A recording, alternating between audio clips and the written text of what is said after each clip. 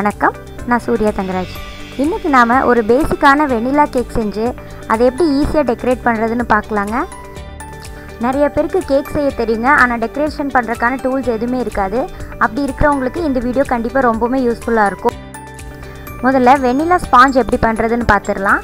அதுக்கு நான் ஒரு பவுல்ல 3 முட்டை எடுத்துக்கிறேங்க. இதை எலக்ட்ரிக் பீட்டர் வச்சு நல்லா பீட் பண்ணிக்கலாம். உங்ககிட்ட ஹேண்ட் விஸ்க் இருந்தாலும் அதையும் நீங்கள் பயன்படுத்திக்கலாம். நல்லா ஃபோமியாக வர வரைக்கும் அடிச்சுக்கோங்க.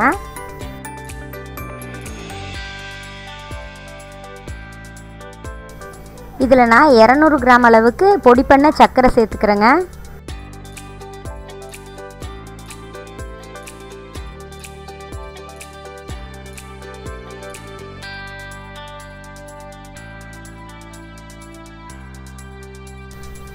இந்த அளவுக்கு கலர் நல்லா மாறி வர வரைக்கும் நல்லா அடிச்சுக்கோங்க.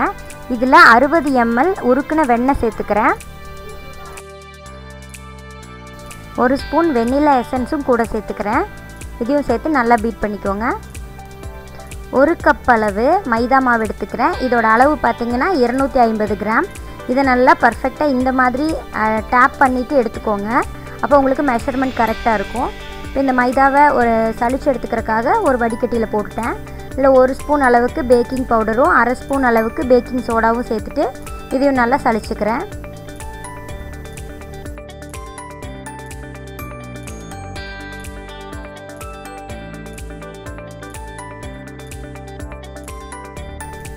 மாவு பொருட்களை போட்டதுக்கப்புறமா ஃபோல்ட் பண்ண மெத்தட்லேயே நான் மிக்ஸ் பண்ணணும்.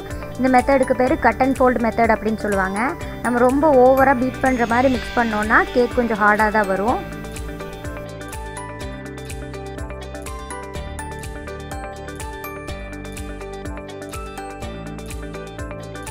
இந்த அளவுக்கு எந்த கட்டிகளுமே இல்லாமல் மிக்ஸ் பண்ணிக்கணும். இதில் 60 ml பால் சேர்த்துக்கிறேன். வெண்ணையும் பாலும் ஒரே அளவு, ரெண்டுமே 60 ml. அதுக்கப்புறம் இதையும் சேர்த்து நல்லா மிக்ஸ் பண்ணிவிட்டு ஒரு க்ரீஸ் பண்ணல டின்னில் ஊற்றிக்கலாம்.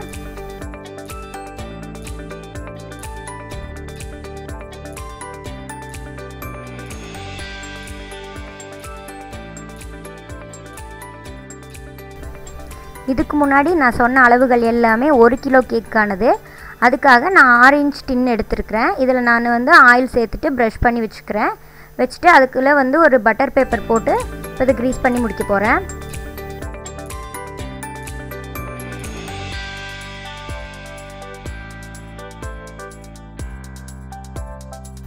இப்போ நம்ம கலந்து வச்சுருக்கிற மாவை இந்த க்ரீஸ் பண்ண டின்னில் ஊற்றியாச்சு. இப்போ நான் இன்றைக்கி ஓவனில் தான் பேக் பண்ண போகிறேன். நீங்கள் வெசலில் வச்சிங்கன்னா 15 மினிட்ஸ் ஆகும். லோ ஃப்ளேமில் வச்சுக்கோங்க. ஓவனில் வைக்கும்போது 180 டிகிரியில் 45 மினிட்ஸுக்கு வைக்கணும். அதுக்குள்ளே இந்த கேக் பேக் ஆயிரும். இந்த கேக் வேகிறக்குள்ளே நம்ம கேக் டெக்கரேட் பண்ணுறதுக்கான நாசில் ஒன்று ரெடி பண்ணிடலாம். அதுக்காக நான் தண்ணி குடிக்கிற மாதிரியான பேப்பர் கப் ஒன்று எடுத்துருக்கிறேன். இதை இந்த மாதிரி கட் பண்ணி எடுத்துக்கோங்க.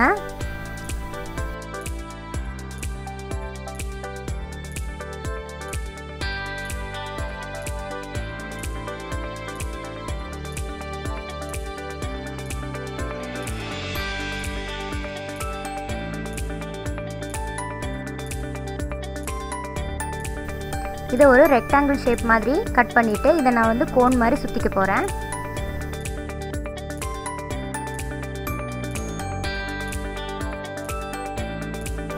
அதுக்கப்புறம் இந்த மாதிரி நீட்டிகிட்டு இருக்கிற பகுதிகளை செலோ டேப் வச்சு நான் ஒட்டிக்கிறேன்.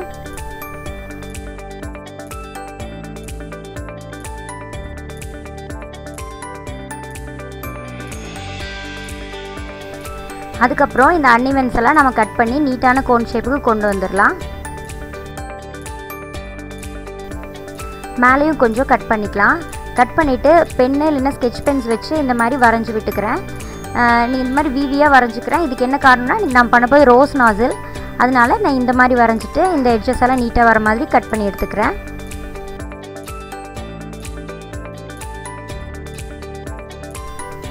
இப்போ நம்ம ஹோம்மேடு நாசில் சூப்பராக ரெடி ஆயிடுச்சு. இப்போ நம்ம கேக் எப்படி இருக்குது அப்படின்னு பார்த்துட்டு வந்துடலாங்க. இப்போ நம்ம கேக் ரெடி ஆயிடுச்சு பாருங்கள், நல்லா சாஃப்டாக வந்திருக்கு.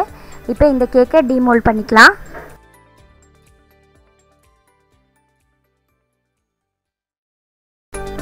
பட்டர் பேப்பர் போட்டதுனால நம்மளுக்கு எடுக்கிறதுக்கு ரொம்ப ஈஸியாக வந்துச்சு. அப்புறம் நம்ம மேலே இருக்கிற அன்னிவன்ஸ் எல்லாம் நீட்டாக கட் பண்ணி எடுத்துக்கலாம். எடுத்துகிட்டு இப்போ நம்ம கேக் ஐசிங் பண்ணுறதுக்காக 3 லேயர்ஸாக கட் பண்ணி வச்சுக்கலாம்.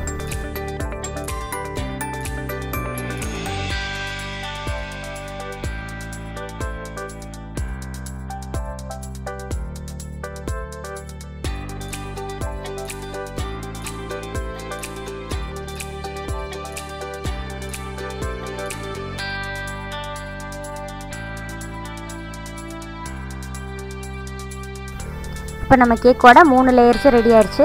பார்க்குறதுக்கு நல்லா திக்கான ஊத்தாப்பம் மாதிரி இருக்குதுங்க. நல்லா சாஃப்டாக வந்திருக்கு. இப்போ நாம் இதை வச்சு ஐசிங் பண்ணிடலாம். இப்போ ஒரு லேயர் வச்சுட்டு இது மேலே நான் சுகர் சிரப் போட்டுக்கிறேன். அதுக்கப்புறம் ஒரு லேயர் க்ரீம் வச்சு ஃபஸ்ட் லேயரை கம்ப்ளீட் பண்ணிடுறேன். இதே மாதிரி 3 லேயரையும் நாம் பண்ணிக்கலாம்.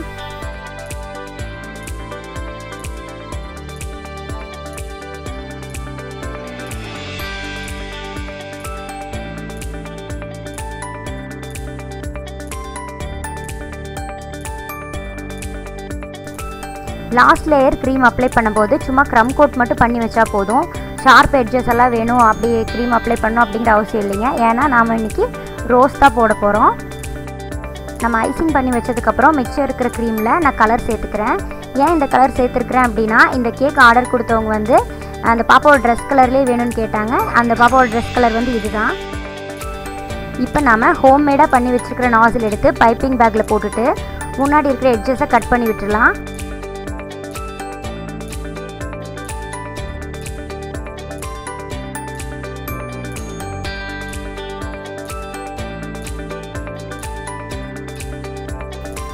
இப்போ நம்ம ரெடி பண்ணி வச்சுருக்கிற பைப்பிங் பேக்குள்ளே நம்ம க்ரீமை உள்ளே போட்டுடலாம். இப்போ இந்த நாசில் வந்து ஒர்க் அவுட் ஆகுதா அப்படின்னு பார்த்துடலாங்க. கடையில் வாங்குகிற நாசில் மாதிரியே இதுலேயும் ரோஸ் டிசைன் நல்லாவே வருதுங்க. இப்போ இதை நம்ம கேக்லேயும் போட்டுடலாம். கேக்கில் வந்து ஒரு லேயராக போட்டு வரேன். இப்போ ஃபஸ்ட் லேயர் போடுறேன். இதுக்கு மேலே இன்னொரு லேயர்னு சொல்லி இந்த கேக் ஃபுல்லாகவே நான் வந்து ரோஸ் டிசைன் கொடுக்க போகிறேன்.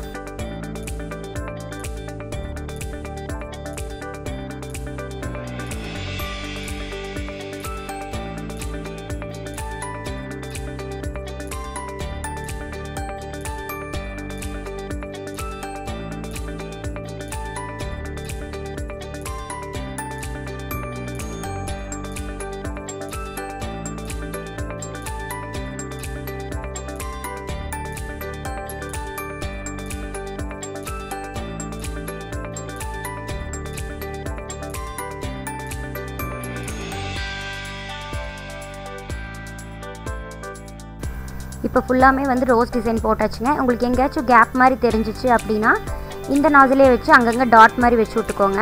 இல்லை உங்களுக்கு அந்த கொஞ்சம் கூட அந்த ஒயிட் கலர் தெரியக்கூடாது அப்படின்னா நீங்கள் லாஸ்ட் கோட் க்ரம் கோட் பண்ணும்போதே வந்து இந்த கலர் க்ரீம்லேயே வந்து க்ரம் கோட் பண்ணி வச்சுக்கோங்க. இப்போ நான் மேலே வந்து கோல்டு ஸ்ப்ரிங்கிள் பால்ஸ் வச்சு மேலே டெக்கரேட் பண்ணிக்கிறேன்.